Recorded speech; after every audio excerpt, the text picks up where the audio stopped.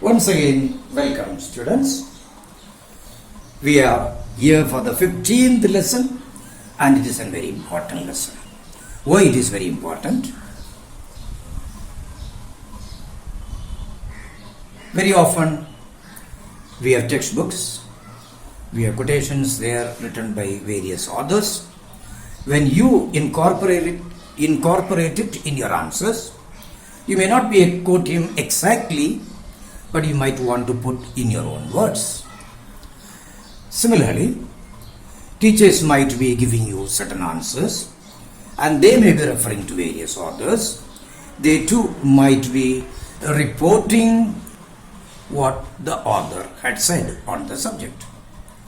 You may have to send in a report regarding various things, including perhaps from the ward, the type of interaction you had with the patient, and this you may have to report to the doctor, or you may have to make a report to give it to the authorities. So whatever it be, reporting is very common in our daily duties.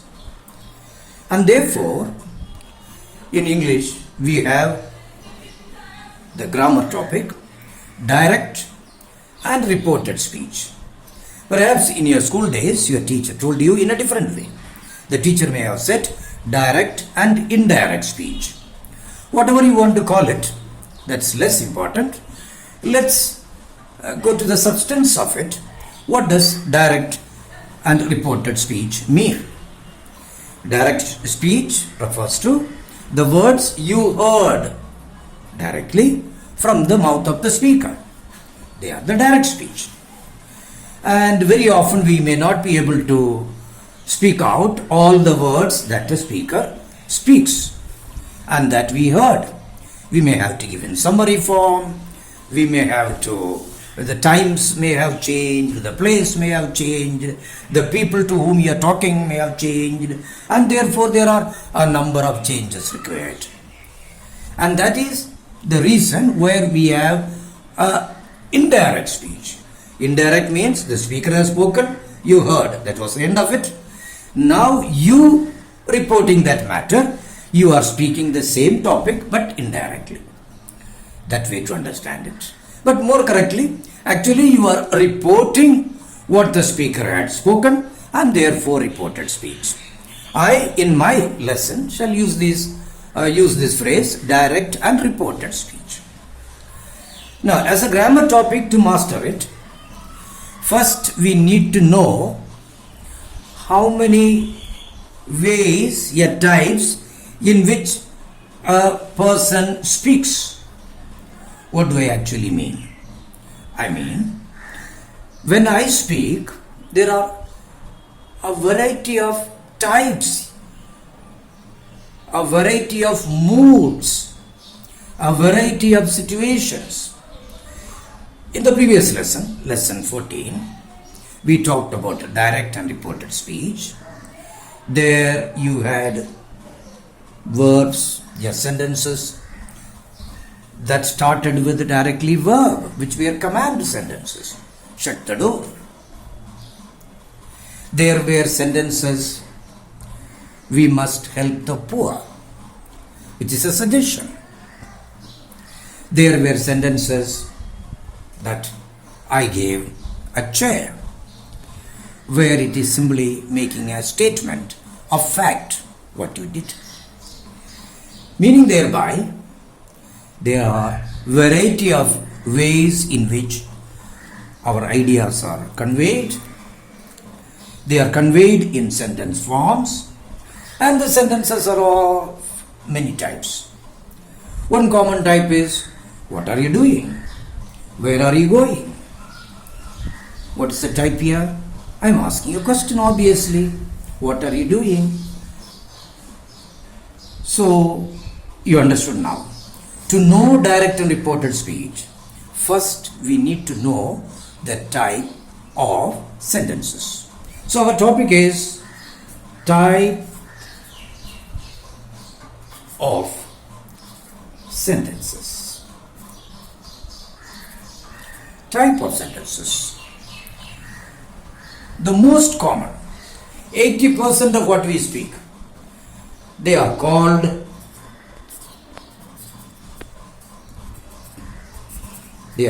statements. They are called statements because we are stating a matter of fact. It's Thursday. Yeah, today is Thursday. Let me put that. Today is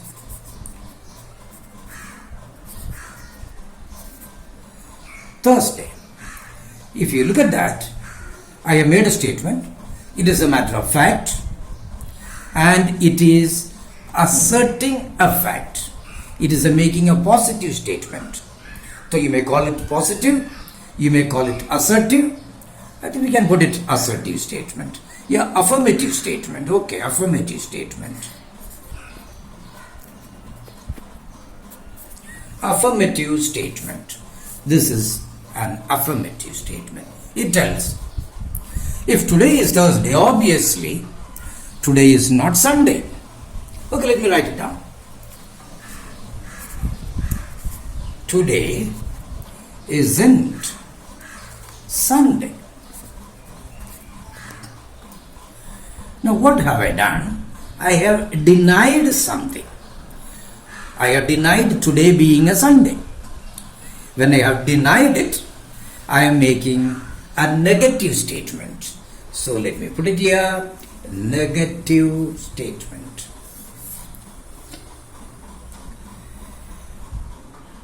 Now, for the purpose of our study, remember, these are the statements I made. So you could write it down in direct speech.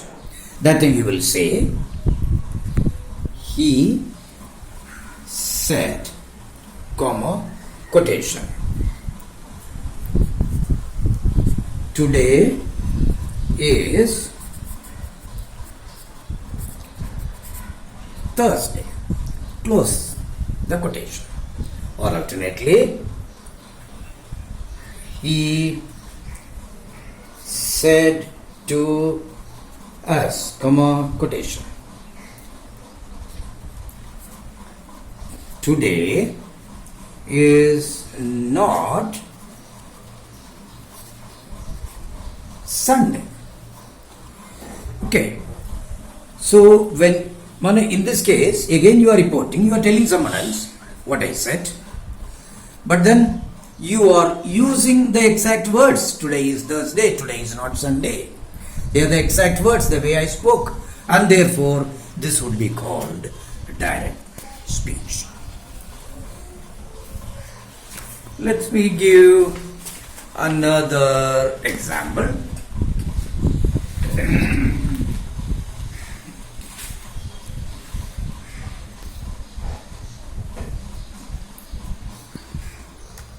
This time we call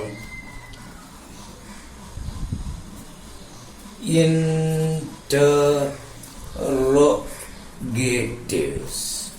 Interrogative sentences. Interrogative, interrogation, you already know, to be question. So to make it easy for you, we also write down there questions. So we speak in question form. Let me again put it down there, example, so that you understand. What is your name? This is how I use the words. What's your name? Obviously, I am asking a question. Or you, FOLLOWING. Are you following me? Here, are you following means, are you able to understand me? Okay, again, I am asking a question. Look at both the questions. Both are questions, you understand it. You understand it that question because you know the meaning. What's your name? So somebody is asking for your name. Are you following me? Somebody is asking whether you are able to understand the person speaking. So from the meanings, you know them to be questions. Even from the tone of the speaker, you can follow it, understand it to be a question. But you need to see the structure. How are these sentences framed? So we are going a little into that. Look at it very, very carefully. Here we have is, which is a helping verb, a verb of incomplete predication, and your name is the subject. Your name is subject. See, the helping verb comes first and the subject comes thereafter. And again look at the down, second sentence. Are is helping verb and you is the subject. You is the subject. Of course, are by itself is only a helping verb because the remaining part of the verb is down here following. Okay, so in the structure, in a direct speech, the helping verb or part of the verb is even before the subject. That is one thing to be noted. Second, one of the verbs has the word what. The very word by itself suggests it is a question. There are many such words. You could call them WH words. What, when, where, why, how, and any number of such words. They are called WH words. Therefore, it is a WH question. But in the second one, there is no such question word, but straight away a helping verb. You could call it a helping verb question. A helping verb question. Now, suppose you are to write it. Okay, you will say, he asked, comma, quotation,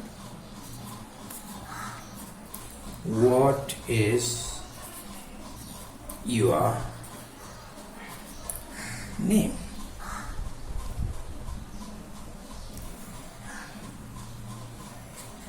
He said to me, are you following me? So this is what I mean by direct speech. You have reported, you reported using the same words that I used. What's your name? And are you following me? And these are called interrogative sentences. The first one, interrogative with the WH word. The second one, interrogative beginning with the helping verb. Now we can go to the next type. We have imperative sentences.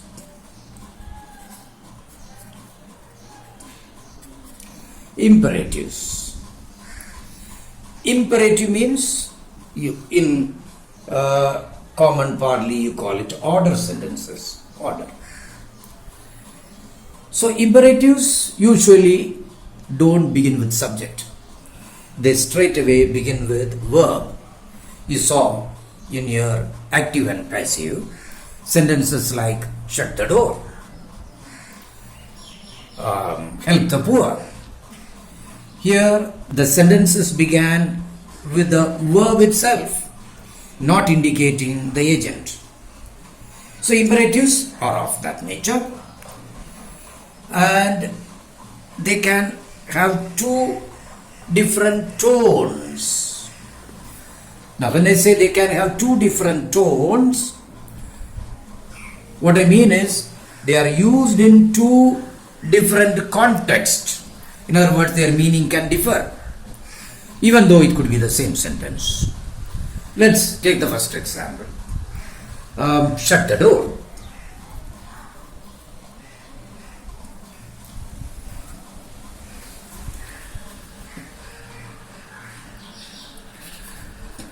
Shut the door. It has the connotation of order or a command. The teacher is just come into the class. He saw the students peeping out of the window or the door, as the case may be. So he ordered firmly, shut the door, shut the window. Well, there it is. So you can call it a command sentence. Okay, fine. Now let's take another example. Give a glass of water. Context can be anything, but unlike the previous one, shut the door, which has the tone of command, give a glass of water. Yeah, give me a glass of water. The tone is different. And here it suggests the person is requesting.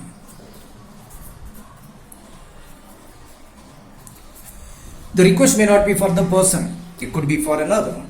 For example, you have your instructor standing near you and somebody fainted there, and the instructor could tell you, give her a glass of water, and there she was simply suggesting you, or requesting you. Therefore, the imperative sentences can be of two types. They are command sentences or request sentences. When you report, you will say, the teacher said to us, quotation, you can say said to me. Okay, said to me, shut the door. There you have reported the matter, shut the door. The second one, she asked me, quotation, give a glass of water. So you are reported, but you are reported using the very words you heard, and therefore it is direct speech. So such are the imperative sentences.